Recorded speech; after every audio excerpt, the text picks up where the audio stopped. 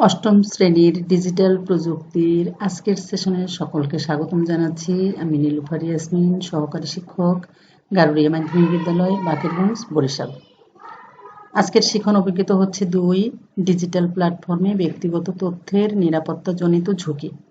Session 1 দিয়ে আমি তোমাদের পূর্বেও একটা ক্লাস দিয়েছি, আজকে একটু ভিন্নতা আছে। তো তথ্য ঝুঁকি ও সাইবার ক্রাইম সম্পর্কে আমি কতটুকু জানি। আজকে প্রথম সেশনের দ্বিতীয় ক্লাস, ধাপ বাস্তব অভিজ্ঞতা। এখানে তোমাদের 4টি কাজ করতে হবে। পৃষ্ঠা নাম্বার মিলিয়ে নাও, 27 থেকে 31, নিশ্চয়ই বই সামনে আছে। আর পারদর্শিতার সূচক হচ্ছে ডিজিটাল প্ল্যাটফর্মে ব্যক্তিগত তথ্যের নিরাপত্তা কৌশল ব্যবহার করতে পেরেছো কিনা।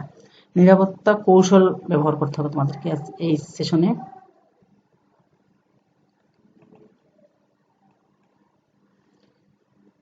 তো ফিশিং কি, ফিশিং কয় ধরনের তা জানা যাবে, ফিশিং বোঝার উপায় কি, ফিশিং কিভাবে কাজ করে তা জানা যাবে, এবং ফিশিং এর চেষ্টা থেকে নিরাপদ থাকার উপায় আমরা এই সেশনে জানব। এই অভিজ্ঞতা শুরুতেই আমাদের যা জানতে হবে তা হচ্ছে তথ্য ঝুঁকি কি, সাইবার অপরাধ কি, ফিশিং কি, ইমেল কি, ইমেইলের মাধ্যমে ফিশিং কি, মুঠোফোন কি, ওয়েবসাইট কি, এবং ওয়েব ঠিকানা বা ওয়েব অ্যাড্রেস কি। তো তথ্য ঝুঁকি কি আমি সংক্ষেপে আলোচনা করে যাচ্ছি। তথ্য ঝুঁকি হচ্ছে বর্তমান পৃথিবী তথ্য প্রযুক্তি নির্ভর, তবে যেখানে নির্ভরতা আছে সেখানে কিছু ঝুঁকিও থাকে। ডিজিটাল প্রযুক্তির বিকাশে তথ্য আদান প্রদান ও প্রাপ্তি যেমন দ্রুত ও সহজলভ্য হয়েছে, তেমনি হ্রাস পেয়েছে তথ্যের গোপনীয়তা ও নিরাপত্তা।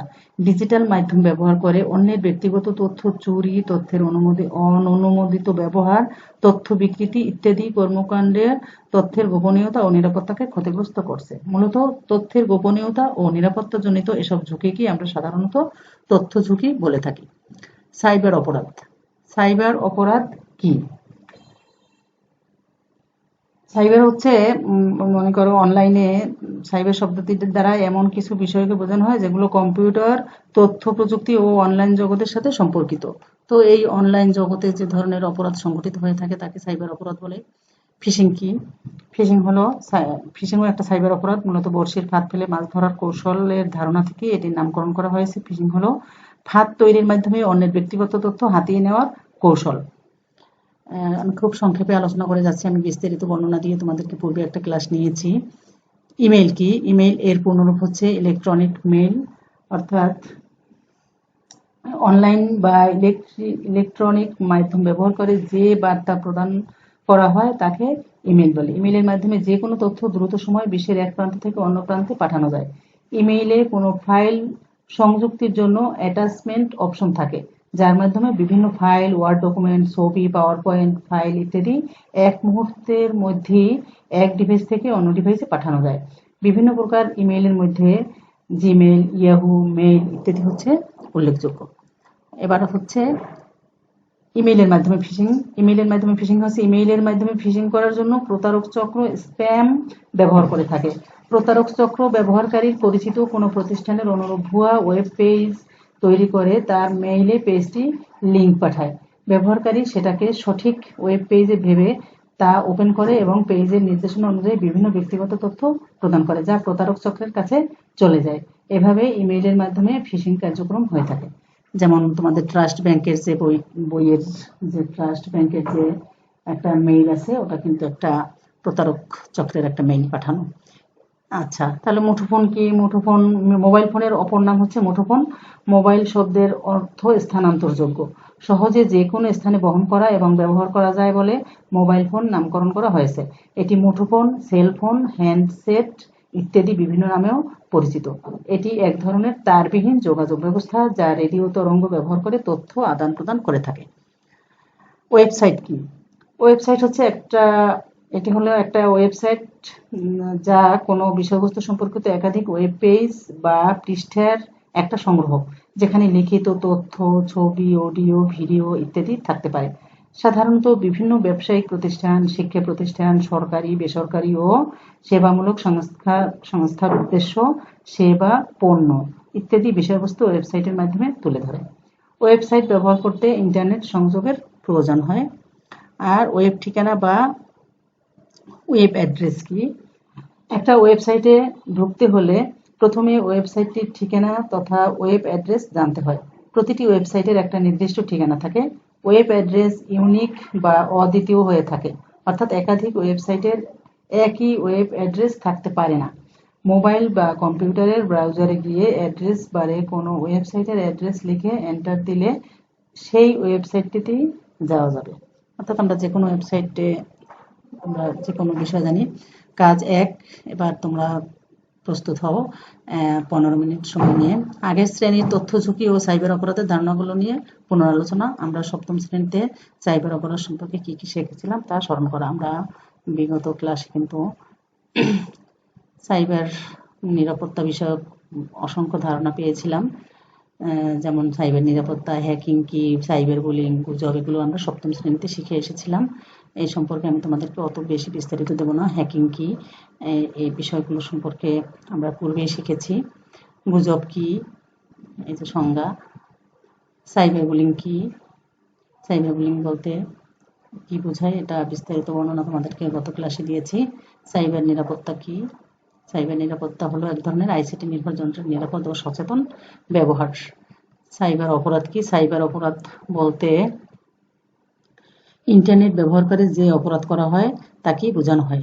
খুব সাধারণত সাইবার অপরাধ হলো যে কোনো ধরনের অনৈতিক কাজ করা। যে কোনো ধরনের অনৈতিক কাজ করা কি সাইবার অপরাধ বলে। আমরা কতগুলো ছবি দেখতে পাচ্ছি, অর্থাৎ ছবিগুলোর মাধ্যমে হুমকি প্রদর্শন করা বোঝাচ্ছে। ইন্টারনেট, ইমেল, ফেসবুক, মোবাইল সহ নানা সামাজিক যোগাযোগ মাধ্যম ব্যবহার করে হুমকি প্রদর্শন করা এক ধরনের সাইবার অপরাধ। কাজ 2, সময় পাবে 10 মিনিট। ফিশিং কি, এই ফিশিং এর ধারণাকে আমি বিস্তারিত বর্ণনা করেছি। ফিশিং এর সংজ্ঞা বুঝে আমরা এই ফিশিং এর ধারণার কাজটি সম্পন্ন করব। এখানে একটা ইমেল লক্ষ্য করি। ইমেলটা হচ্ছে একটা ট্রাস্ট ব্যাংকের একটা মেইল। এখানে ভুলগুলো কি সেগুলো লক্ষ্য করো এবং এই কাজটি করার জন্য তোমরা এটা হচ্ছে তৃতীয় কাজ, 15 মিনিট সময় নেবে। এখানে দুটো ভুল আমরা লক্ষ্য করলাম, ব্যাকরণগত ভুল এবং বানান ভুল। ফিশিং এর প্রকারভেদ। ফিশিং বিভিন্ন রকমের হতে পারে। এটা হচ্ছে SMS phishing, deceptive phishing, malware based phishing, search engine phishing, man in the middle phishing. এগুলো সম্পর্কে আমরা মোটামুটি একটু ধারণা রাখবো।